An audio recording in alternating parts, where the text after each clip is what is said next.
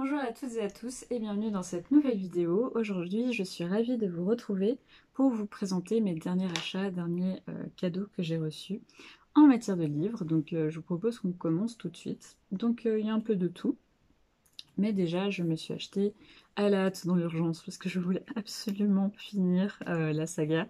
Je me suis acheté le tome 2 et le tome 3 de de la Reine du Tirling, mais pardon, je vous montre le tome 1. J'ai tourné un update lecture juste avant, mais de la trilogie du Tirling, voilà. Et avant, ça s'appelait La Reine du Tirling, mais je crois Poche a du coup changé le nom. Donc le tome 2, le tome 3 d'Erika Johansson. Euh, C'était excellent, mais regardez ma vidéo sur mes dernières lectures et je vous en parlerai plus. Mais du coup, voilà, c'est mes deux premiers achats. C'était un achat d'urgence, c'était essentiel pour réussir euh, mon master aussi, j'en avais besoin.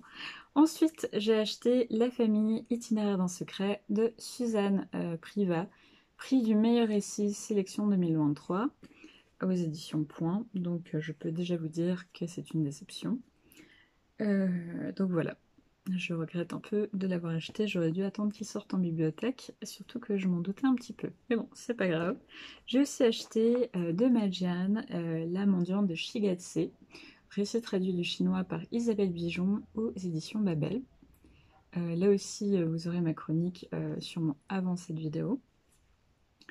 Et je me suis acheté, pour rester dans la littérature asiatique, Le Pavillon d'or de Yukio Mishima. Donc j'ai déjà lu plusieurs ouvrages de Mishima et je sais que ça c'est vraiment un de ses plus grands textes, donc traduit du japonais par Marc Mécréant, aux éditions Folio. Et donc là on voit le pavillon d'or avant qu'il brûle.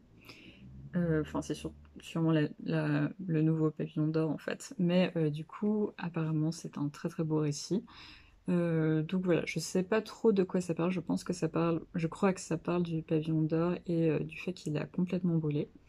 Mais j'ai très envie de le lire et je pense que je vais attendre d'être un peu plus au calme pour pouvoir profiter de ma lecture parce que Mishima c'est toujours un peu difficile à appréhender. Mais voilà, j'ai très hâte de le lire.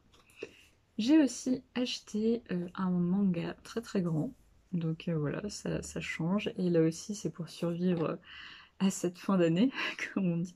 Donc c'est The Ice Guy and the Cool Girl de Mangetsu, que je ne connais pas comme maison d'édition. Et donc par contre, il n'y a pas le nom de l'artiste. Ah voilà, Miyuki Tonogaya. Donc voilà, ça a l'air très mignon. Apparemment, lui est le petit-fils de la Reine des Neiges et elle est très timide. Donc voilà, ça a l'air très très chou.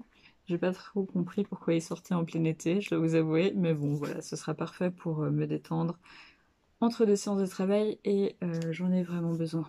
J'en ai vraiment vraiment besoin.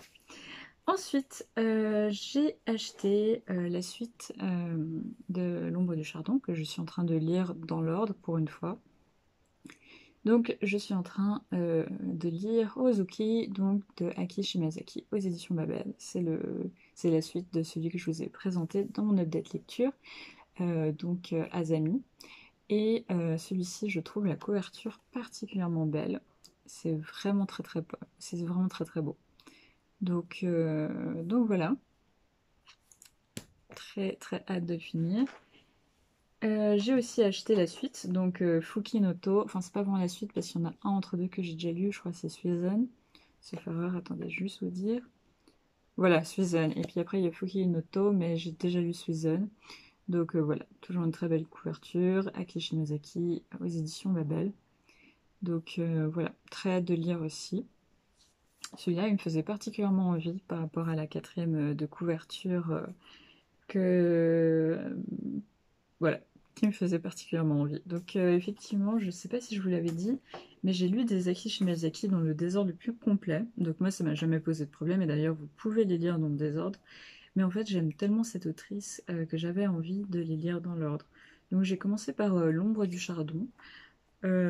Pourquoi? Parce que les histoires me paraissaient particulièrement intéressantes. Ensuite, je pense partir sur Le poids des secrets, donc son autre quintalogie. Et après sur Au cœur du Yamato. Et j'ai déjà lu Suzuran et Semi, donc c'est deux ouvrages qui font partie de sa nouvelle saga. Donc voilà. J'essaie de ne pas mélanger pour l'instant, bon, à part les derniers qui sortent, les différents cycles, parce que je j'ai pas très envie, mais en tout cas, voilà, c'est des lectures qui vont m'accompagner, je pense, toute cette fin d'année et toute l'année prochaine, et j'aimerais bien l'année prochaine, en fait, les avoir tous lus, parce que vraiment, je suis très très fan de ce qu'elle fait, et je trouve que c'est toujours très très beau, en fait. Et enfin, finalement, j'ai retrouvé un ouvrage qu'on m'avait offert pour mon anniversaire et qu'en fait, j'avais si bien rangé que j'avais oublié que je l'avais.